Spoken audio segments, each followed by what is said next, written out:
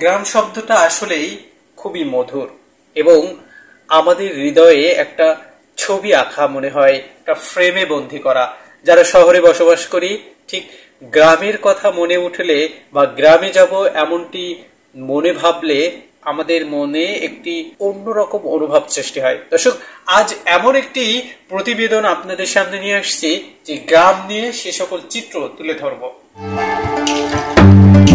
বাংলার ঐতিহ্যের সঙ্গে গ্রামীণ জীবনের প্রতিচ্ছবি যেন মিশে থাকে। মাঠের পর মাঠ, কৃষকের স্বপ্ন বোনা সবুজের ঘেরা ফসল, ফসলের মাঠে সাদা বগের রাজত্ব, নদীপথে পালতোলা নৌকা, নদীর তীরে গাংচিলের বিচরণ, আঁকাবাঁকা মেটো পথে শিশুদের দুরান্তনা, গ্রামের পর গ্রাম, সবুজের সমারোহ, এসবই যেন শিল্পীর তুলিতে আঁকা। যাদের ছেলেবেলা কেটেছে গ্রামে, তাদের মনোজগতে গ্রামীণ জীবনের যে চিত্র আঁকা রয়েছে, এক কথায় তা চির অমিলিন। এখনো হৃদয়ে ভেসে ওঠে সাদা মাঠা, সহজ সরল, নিখাত সেই জীবনের গল্পগাথা, যেখানে বক্রতা নেই, প্রতারণা, ভণ্ডামি আর চালাকি যেখানে অনুপস্থিত। জীবন জীবিকার তাগিদে গ্রামের পাট চুকিয়ে যারা শহরবাসী ডেরা বেঁধেছে নগরে, তাদের মনের গহীনে অটুট রয়েছে গ্রামীণ জনপদের মধুর স্মৃতি। বাংলাদেশের বেশিরভাগই গ্রামই সবুজময়, কারণ নগরায়নের কাঠিন্য কোনোভাবেই গ্রামকে স্পর্শ করতে পারেনি।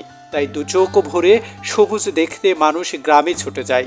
আম, জাম, কাঁঠালের বাগান যেমন সেখানে দাঁড়িয়ে আছে, তেমনি মাঠময় সবুজ ফসল সেখানে হাওয়ায় দোলা দিয়ে যাচ্ছে। কবির ভাষায় গ্রামকে তাই বলা হয়েছে ছায়া সুনিবিড়, শান্তির নীড়। সত্যিকার অর্থেই নাগরিক কোলাহল আর গতিময় যখন মানুষকে ক্লান্ত করে তোলে, তখন সেই গ্রামে ফিরে যায় জীবনে একটুখানি সুখের পরশ পেতে। গ্রামের প্রকৃতি তাকে দুহাত জড়িয়ে সেই শান্তির পরশ দেয়।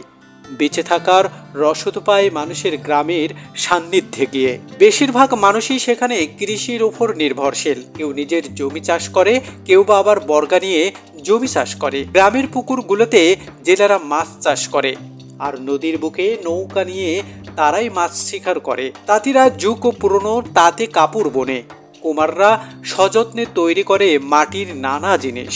বাঁশ, বেত ও কাঠের কাজ করা মানুষেরা জীবিকার সঙ্গে সঙ্গে শিল্পের সম্প্রসারণ করে। ঋতুর পরিবর্তনের সঙ্গে সঙ্গে গ্রামের কিছু মানুষ পেশার পরিবর্তন হয়। হয়তো বর্ষার মাঝে মাছ ধরে, হেমন্তর সেই আবার ধান কাটার কাজে লেগে পড়ে। গাড়োয়ানরা গরুর গাড়িতে করে মাল পরিবহন করে। বর্ষাকালে শখের বেশে গ্রাম্য নারীরাও নকশিকাঁথার বুনলেও আজ তা একটা পেশার পরিচয় পেয়েছে এবং প্রায় প্রাচীরবিহীন এক বাড়ি দিয়ে খুব সহজে আর এক বাড়িতে যাওয়া যায়। এ কারণে গ্রামের মানুষের ভেতরে আন্তঃসম্পর্ক অত্যন্ত মজবুত। তারা প্রত্যেকের প্রয়োজনে প্রত্যেকে এগিয়ে আসে, বাড়িয়ে দেয় সাহায্যের হাত। এ কারণে আনন্দ ও দুঃখ সেখানে কারোর একার নয়, তারা সবাই সমানভাবে তা ভাগ করে নেয়। পেশাগত স্থানেও এই আন্তঃসম্পর্ক গুরুত্বপূর্ণ ভূমিকা রয়েছে।